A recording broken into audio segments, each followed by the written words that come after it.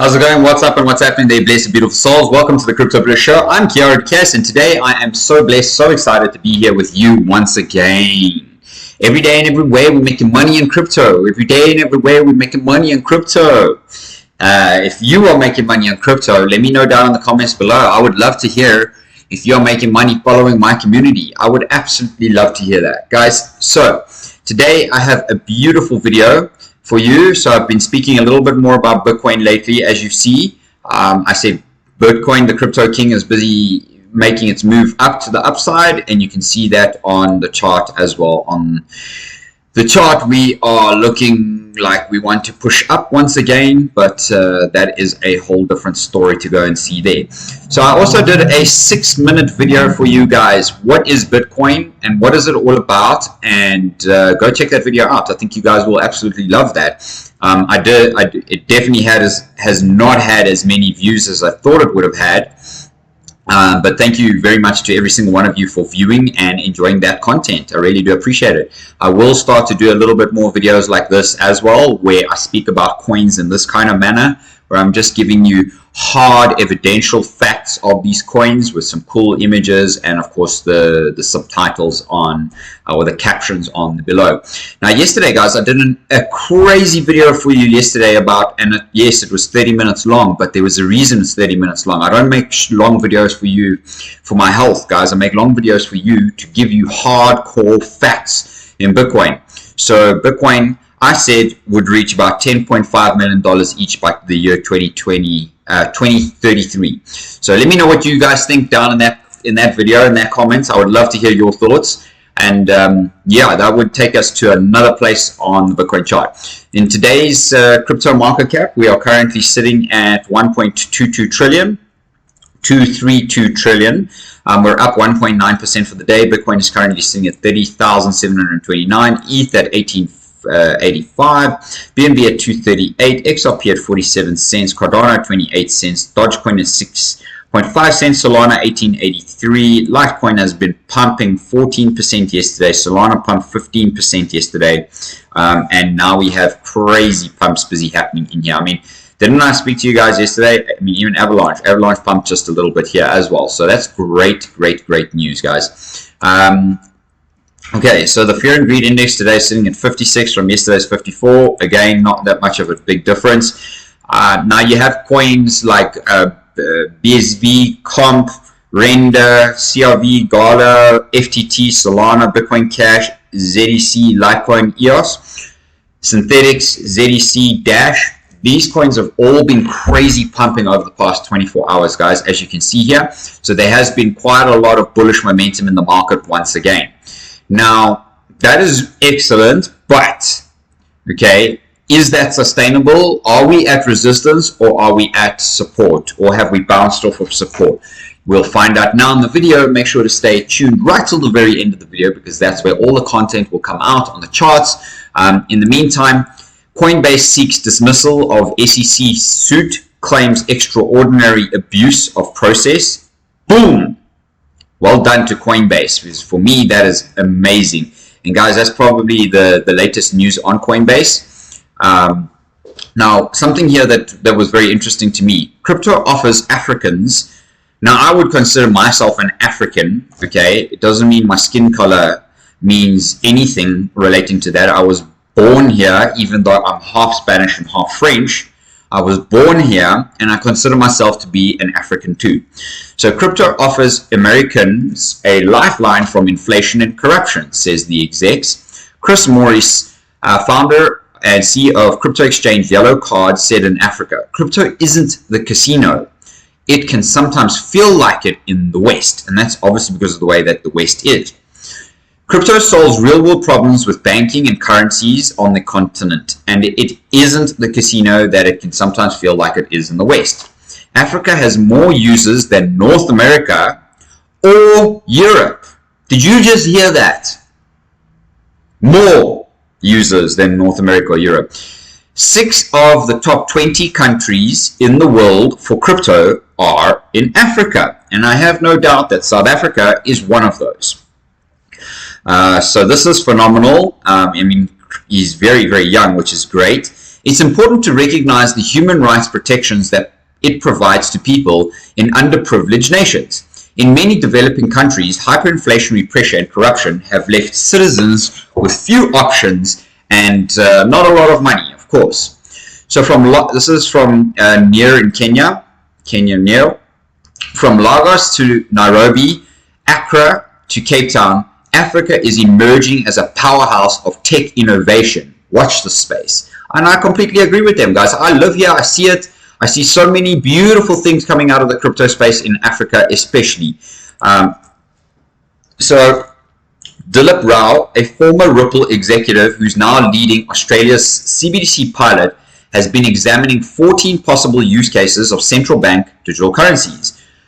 Title: CBDCs aren't about solving today's problems, according to him. It may not solve a problem today, but maybe it solves a problem the day after tomorrow. Well, I don't know if I actually agree with this, because if Bitcoin solves a problem today and tomorrow, why could a CBDC not do the same thing if the CBDC's intention is to protect people's wealth and people's financial health, right? If it cannot do that, then what is the point of having it?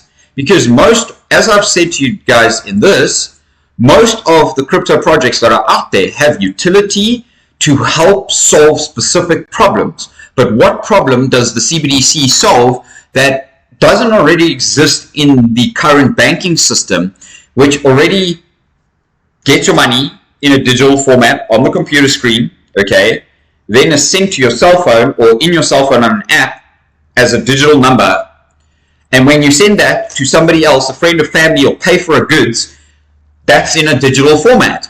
So the CBDC, all the CBDC is doing is mimicking this current system and just recording it and capturing your data even further, which of course is a complete centralized mechanism, and that's what we do not want. That is exactly why you and I are in crypto.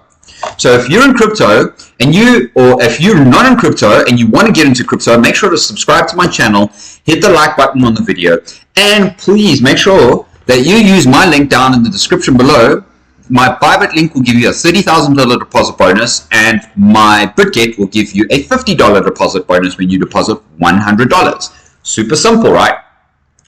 So as much as I love this and as much as I think that this is great, I don't actually see that it is going to solve any problems today or tomorrow, okay? Because CBDCs are not what the crypto space actually wants. So very real thing, right? Now, the last article I want to show you is Inflection AI raises $1.3 billion in a funding led by Microsoft and NVIDIA. The company has raised $1.52 billion in funding since its inception last year.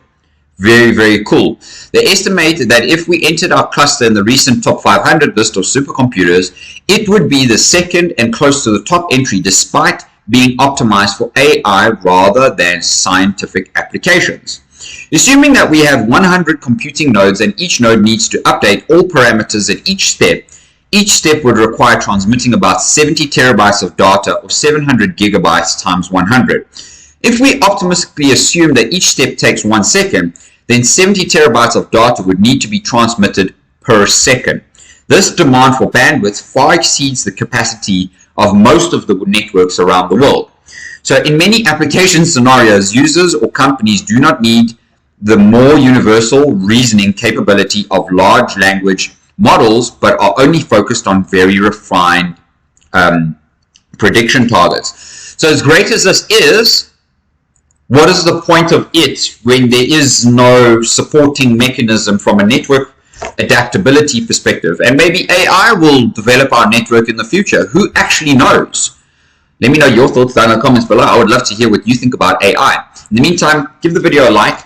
Let's get on to the Bitcoin chart for today. So in the Bitcoin chart on the daily time frame, we are now pulling back on the RSI. We have had a bit of buy volume, and we're trying to tap out of this mini bull flag pattern that we have had here. Although if we go down to the 4 hour and we look at it, we're kind of making a little bit of a head and shoulders pattern here, sort of, but not really. Okay, you can see that that's where my head and shoulders pattern formed, but because now we've got this additional little guy up here, candle wick, plus the volume, it tells me that we could actually be breaking out bullish, and we could essentially hit the target of the 32,000 level that I've been talking about for some time.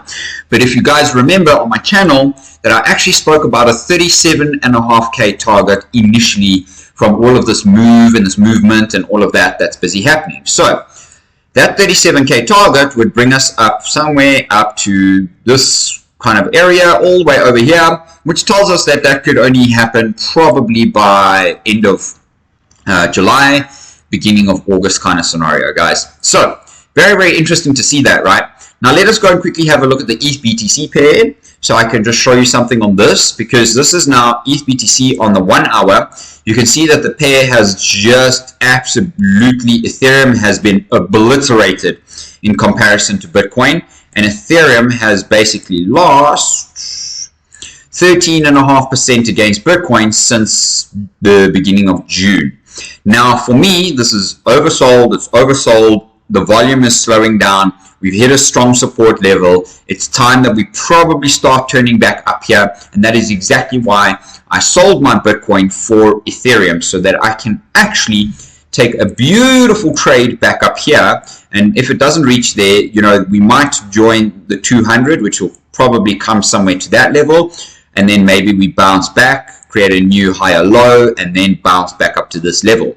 But right now you can see that we're in a range between there and there essentially. So you want to be able to increase your Ethereum and your Bitcoin holdings, and you can do so by taking simple super trades that are, as I said, 13%, or just call it 13% down and 13% back, or 15% back up. So you would each time be making 13 to 15% more on your Bitcoin and Ethereum pair by doing that. Now Ripple, I've seen a lot of things about Ripple getting ready to explode. It hasn't got there yet, guys. Don't always listen to the hype of YouTubers when they talk about Ripple's going to break out, it's going to break out, it's busy breaking out, and it's, you know, they get you so angst that it's busy happening in the moment that you have this FOMO, which is bullshit. Okay, honestly, we wait patiently, we draw our technicals. Okay, now I just want to go and show you something, because actually we've got a bit of a double bottom pattern here on the Ripple chart at the current level. Now that is phenomenal, because if we do break out of the pattern, this is the breakout at this level here, and essentially our target would probably end up at about the 63 cents like I've previously drawn up here for us to reach. Now that would be absolutely incredible, guys. Now from this breakout here, it has pumped up to the top of that, pretty much to the top of that target, not quite, but almost there. Well, there was my initial target. So we smashed through it, we pulled back down to find some support, we pulled back up above the 200, we failed the 200, we pulled back down. So we essentially have created now a triple bottom on this chart, which looks healthy for a bull move, but the RSI is indicating with low volume that we aren't going anywhere just yet. Okay, so if you're buying this on spot and you're accumulating in this zone, phenomenal. But if you're trading with leverage, okay, and you're going to take a trade here, that's probably not a good idea, okay, because this could essentially just pull back a little bit and then make a rally up, okay. It could pull back and then kind of follow the line here and then make a breakout. But I would be patient here. I would absolutely be patient here and wait for the RSI to reset to give you a buy signal, okay.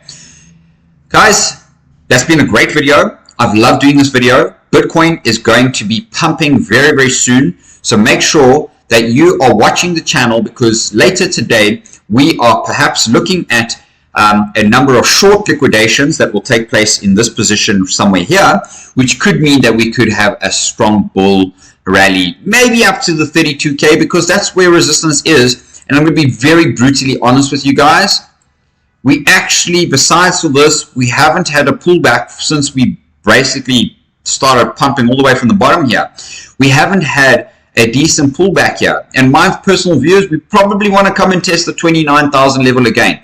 But on the channel, I need to be very straight up with you because we're actually holding the median line here, the median support line up here in the bullish flag pattern.